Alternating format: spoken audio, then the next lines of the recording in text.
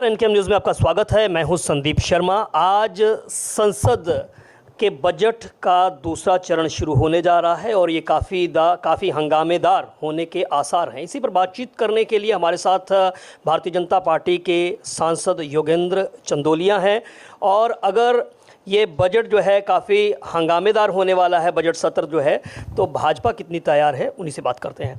Sir, खूब हंगामे के आसार दिखाई दे रहे हैं, कितनी तैयार है भाजपा? देखिए, जब बजट सत्र का पहला एक सत्र था जिसमें निर्मला सीतारमण जी ने बजट प्रस्तुत किया था, उसके बाद विपक्ष का जो रवैया रहा, असहयोग, चाहे कोई भी मुद्दा हो, वक्फ हो, कुछ भी हो, लेकिन पार्लियामेंट इसलिए होती है कि उस पर चर्चा होनी चाहिए।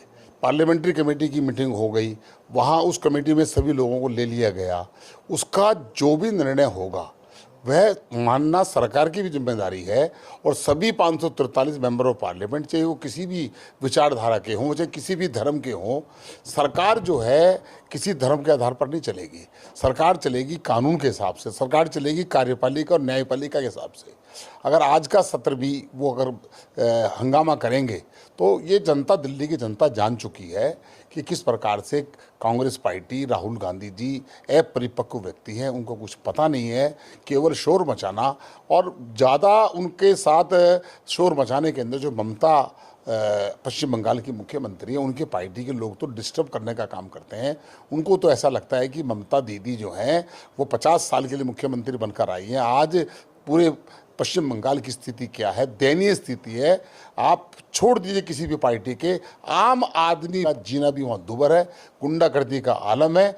इससे ज़्यादा बड़ी बात क्या हो सकती है कि केंद्र की एक योजना, एक दिशा कमेटी होती है जिसका कलेक्टर जो होता है वो हेड करता है और उसका चेयरमैन लोकसभा का एमपी होता है। केंद्र सरकार की सभी योजनाओं का वहाँ पर विस्तृत रूप से चर्चा होती है कि केंद्र की जो योजनाएं गई हैं उन योजनाओं को कितना साकार किया गया है। अगर वहाँ पर वो चर्चा भी नहीं होगी और मुख्यमंत्री के आदेश पर बैठक भी नहीं होगी तो मुझे ऐसा लगता है कि यह लोकतंत्र की हत्या है जो पश्चिम बंगाल की सरकार करती है। और भी राज्यों के लोग जो हैं वो, और खासकर कांग्रेस, बिगर इशू के वो लोकसभा में बाधा उत्पन्न करते हैं। मैं उनसे यही कहना चाहता हूं, ये लोकसभा का सत्र, देश के कोने कोने से एमपी अपनी बात रखने के लिए आते हैं। बजट अनुदान मांगों पर चर्चा होगी, उसके ऊपर बजट होगा। और इतना अच्छा सुंदर बजट जो हमें भारतीय जनता पार्टी की सरकार, एनडीए की सरकार, नरेंद्र मोदी जी सरकार ने जो बजट दिया है, उस बजट की इतनी तारीफ हुई है। और इसी वजह से इनके पेट में दर्द है कि ये नहीं चाहते कि वहाँ अच्छी चर्चा हो और जनता के सामने मोदी सरकार की तीसरी सरकार का जो है अच्छे तरीके से लोगों के बीच में ध्यान जाए। जाहिर है सर कि संसद जो है वो चर्चा का स्तर है, लेकिन चर्चा पिछले कुछ समय से लगातार हम देख रहे हैं कि होती नहीं है, हंगामा ज़्यादा होता है।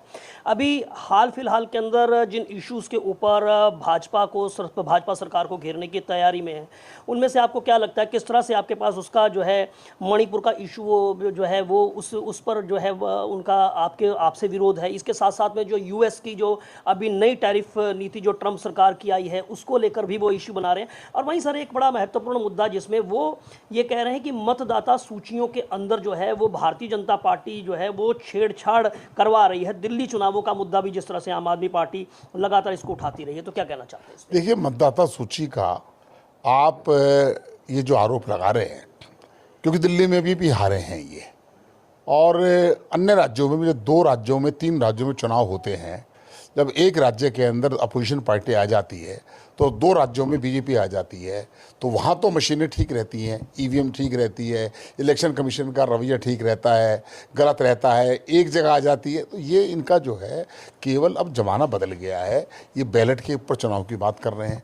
जब विश्व कौन सी सदी में जा रहा है और ये जो है इस प्रकार की बातें करते हैं। चुनाव आयोग निष्पक्ष ढंग से अपना काम करता है, उसमें किसी भी पॉलिटिकल पार्टी का कोई उसमें रोल नहीं होता। और जहाँ तक बात है ट्रंप के विषय में, आज लोकसभा में देखेंगे कि वो क्या विषय लाते हैं। और हमारे विदेश मंत्री जयशंकर प्रसाद जी वो क्या उस पर वक्तव्य देंगे। और मैं तो मानता हूं कि उनको ये क्वेश्चन रेज करना चाहिए। जयशंकर जी अपना वक्तव्य देंगे, लेकिन वो वक्तव्य भी सुनना नहीं चाहते, सरकार की क्या पॉलिसी है उसको नहीं सुनना चाहते, केवल बाधा डालना चाहते हैं, फिर वॉकआउट कर जाते हैं। जब आपने अपनी बात रखी है, वो लोकतंत्र का सबसे बड़ा मंच है, आप अपनी बात रखें और रखने के बाद आप में ये भी शक्ति होनी चाहिए आप उसको सुन सकें। सर, मैं दिल्ली के एक सवाल दिल्ली का लेना चाहूँगा। अभी जो हाल फिलहाल के अंदर अभी जो जानकारी मिल रही है उसके मुताबिक जो है वो दिल्ली सरकार ने, अरविंद केजरीवाल की सरकार ने, आतिशी की सरकार के ऊपर ये मामला आ रहा है कि उन्होंने बहुत सारे प्रोजेक्ट्स को जो है वो डिले किया और उसकी वजह से जो है उसकी लागत जो है वो बहुत ज़्यादा बढ़ गई। जैसे लोकनायक अस्पताल के बारे में 575 करोड़ से बढ़कर 1135 करोड़ की बात आ रही है। इसी तरह से बारापुला की लागत जो है वो 900 करोड़ से बढ़कर 1300 करोड़ की पहुंच गई है। कोरोना अस्पताल की लागत जो 1216 करोड़ से बढ़कर 2100 करोड़ पे पहुंची है।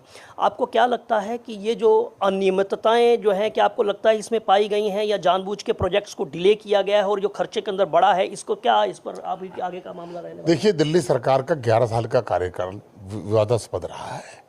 कौन रोक रहा था उनको एलएनजेबी अस्पताल में काम करने से? स्वयं रोक रहे थे। हेल्थ मिनिस्टर जब आपके जेल में रहेंगे, 1.5 साल अंदर रहेंगे, उसके बाद दूसरा हेल्थ मिनिस्टर आएगा। कुल मिलाकर दिल्ली की जो भयानक स्थिति, अभी तो केवल 2 सीएजी की रिपोर्ट आई है, एक शराब घोटाले की और एक जो है हेल्थ पॉलिसी की। खोलकर पोल रख दी है कि किस प्रकार से इन्होंने कितना घटिया स्तर का काम किया। अस्पतालों के अंदर आईसीयू बेड नहीं है, डॉक्टर नहीं है।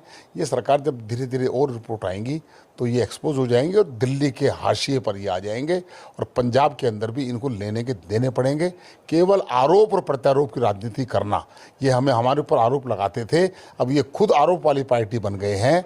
हम तथ्यों के आधार पर आरोप लगाते थे और ये कहते थे कि आप यहाँ गलत कर रहे हो, ये बताएं, हमारी सीएम को बताएं, हाउस के अंदर बताएं। इनके पास बोलने के लिए कुछ नहीं है। ये सभी के सभी लोग किसी भी प्रकार का जो इन्होंने पॉजिटिव काम करना था वो नहीं किया और उसके लिए दिल्ली की जनता को बड़ा दुखी होना पड़ा। आने वाले समय के अंदर 3 साल का जो कार्यकाल होगा, दिल्ली साफ, स्वच्छ और सुंदर नज़र आएगी और हर क्षेत्र के अंदर नज़र आएगी। और उस समय दिल्ली की जनता के सामने यह जो 22 लोग जीते हैं, ये भी फेस अपना एरिया में जाके दिखा नहीं पाएंगे। चलिए, बातचीत के लिए शुक्रिया। संसद का सत्र से शुरू होने जा रहा है। योगेंद्र चंदोलिया सीधे जो है वो पूर्ववर्ती दिल्ली सरकार अरविंद केजरीवाल और मौजूदा जो आज संसद सत्र शुरू होने जा रहा है, बजट का दूसरा चरण जो है उस पर जो है वो निशाना साधते हुए विपक्ष पर नजर आ रहे हैं। Sandeep Sharma, NK news, Delhi.